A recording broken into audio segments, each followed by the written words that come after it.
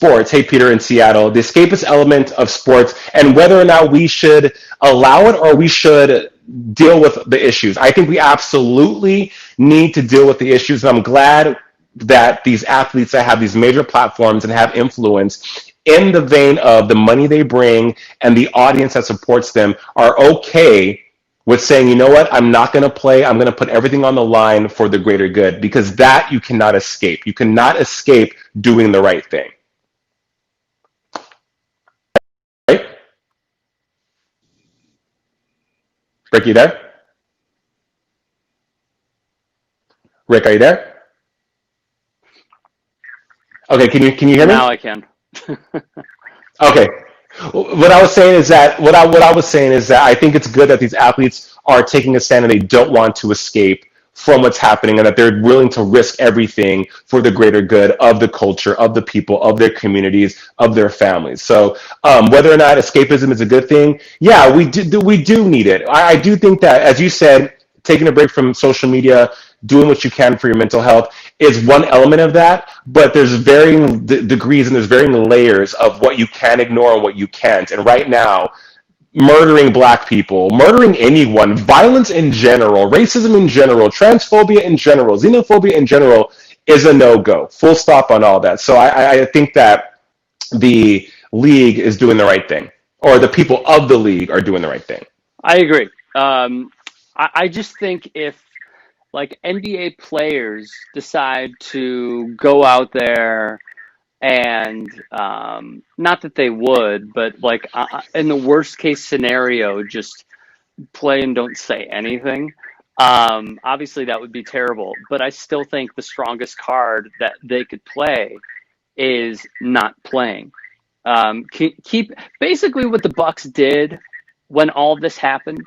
If you think about it, was we've been saying that the cops should be arrested who murdered Breonna Taylor, and what happened with George Floyd was terrible, and Philando Castile, and Mm-hmm. Michael Brown, and Trayvon Martin, and all of these names. Unfortunately, there's a name added every single day. There were like, I think in 2019, mappingpoliceviolence.org, excuse me, said there were like 2 days or like 10 days where there wasn't a police related shooting. The Buck said, yeah, what happened with Jacob Blake was terrible and you guys aren't listening to us. Right. So now you're going to be mandated to listen to us. And it was a fantastic thing that they did, because the best way to bring attention to something is, in this case, not play, Mm-hmm. not be an escape, not talk about, well, Chris Paul made a point about Jacob Blake, but the Thunder won the game. Like, that's what every broadcast is going to be.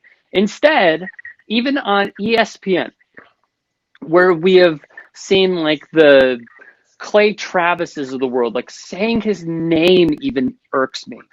Like seeing like him talk about, MSESPN, they're so liberal, they're so this. No, dude, this is like a life and death issue. Why Mm-hmm.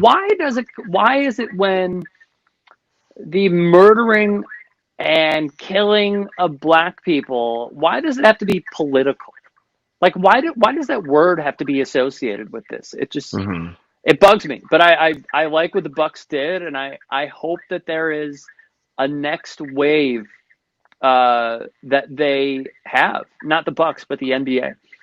I think you mentioned politicizing the murder of black people, right? I think so. And I could be wrong, but I would imagine that regular people who aren't dialed into a more nuanced conversation, or have a very myopic view of what's happening in sports, look to Kaepernick, right, taking a knee at a time when the conversation around violence against black men wasn't as heightened or heated as it is right now in this very moment of me talking to you. So they think Kaepernick took a knee. Kaepernick was ostracized from the league.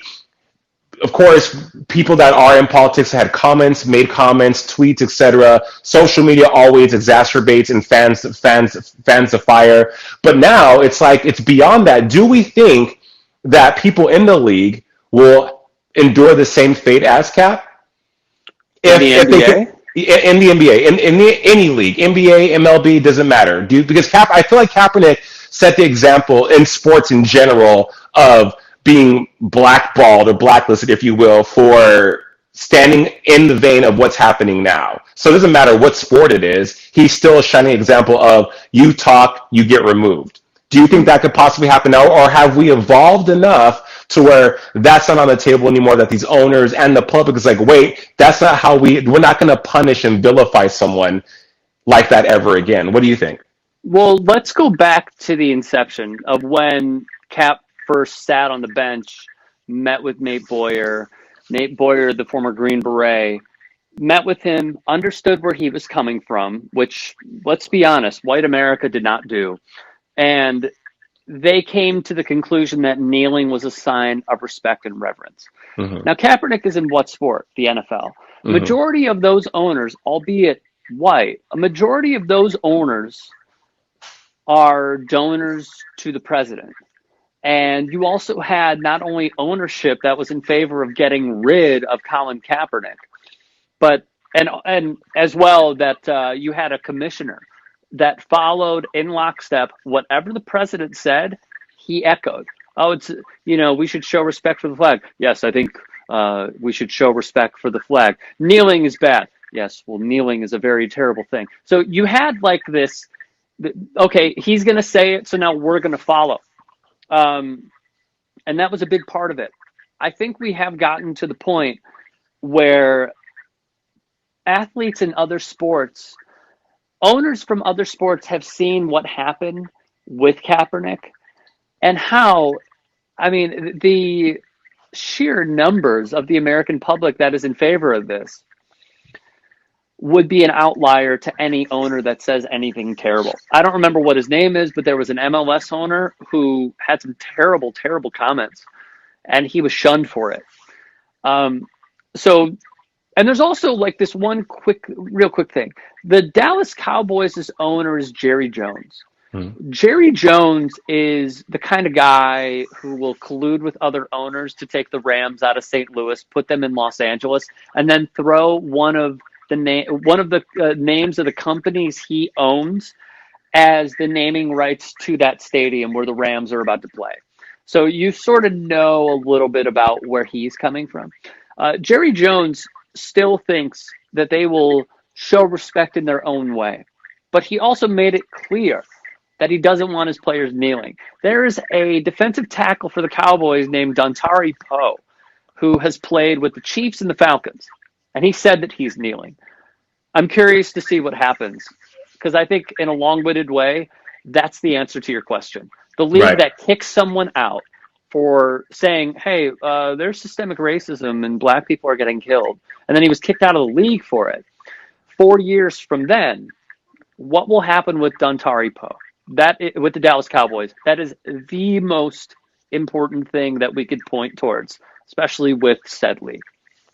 With that said, Ricky Strom, it's been awesome having you here on Haps. Thank you for your update today. We'll definitely have you back to. This is all developing, so we'll definitely have you back to talk more about sports, and we'll see what happens when they start playing again. And again, thank you for your time. They can find you on the Young Turks, TYT Sports, and also where can they find you on social media? You could follow me at Rick Strom on Instagram at Ricky Strom. But before I'm let go, let me just say this: I met Jason Carter like 3 years ago, I want to say. I have never met a kinder, compassionate, and even on Monday morning when no one's happy, bubbly person in the world. I have been a fan of you since I met you. I love you, and I'm really happy for your success. Thanks, Ricky, man. That means so much. Back at you, bro. Thanks for your support. We see each other, brother. I see you, Ricky. I see you. Thanks for hanging out here on Haps, the Network of Now. We'll see you soon. Be safe, man. And congratulations on the wedding. Thank you.